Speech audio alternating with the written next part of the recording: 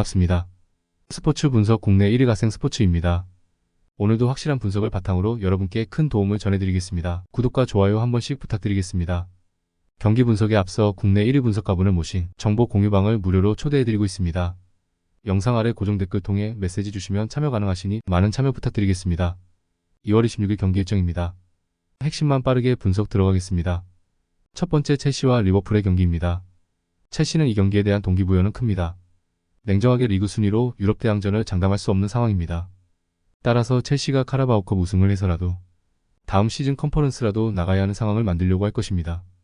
일단 희망적인 것은 지난 맨시티전에서 역습으로 상대를 꽤 위협하는 모습을 보여준 바 있었으며 수비력도 홀란드에게 한 골을 허용한 것을 빼면 도쿠의 드리블을 제어하는 모습은 제법 괜찮은 면모를 보여준 바 있었습니다.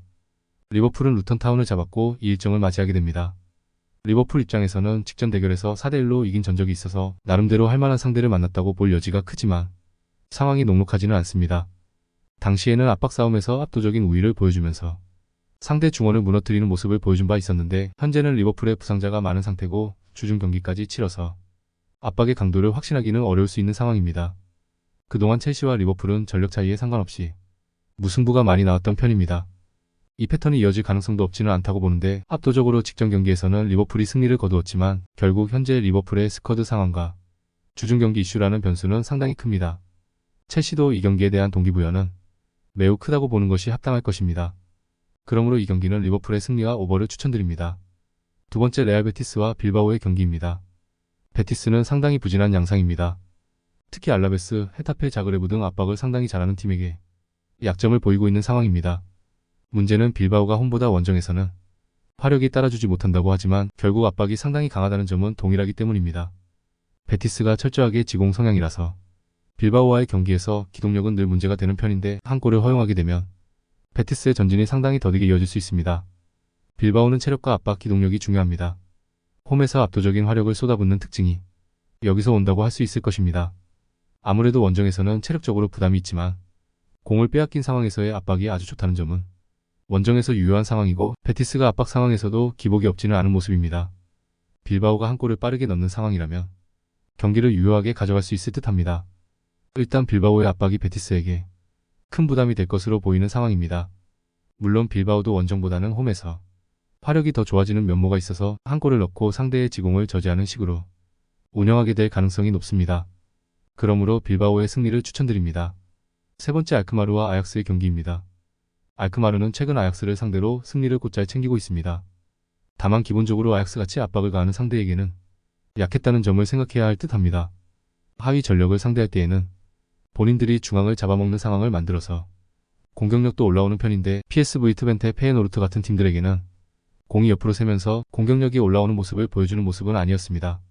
아약스의 수비가 문제라는 인식은 해야 할 것입니다. 다만 앞서 언급한 알크마르의 약점을 공략할 수 있는 공격적인 스타일과 에너지 레벨은 상당히 훌륭한 편이라고 볼 수 있을 것입니다. 아약스가 다소 부진한 상황에서도 공격력은 그다지 문제가 아니었습니다. 알크마르의 골을 한 골 정도로만 억제를 하더라도 승리 가능성이 꽤 높아지는 양상이 될 것입니다.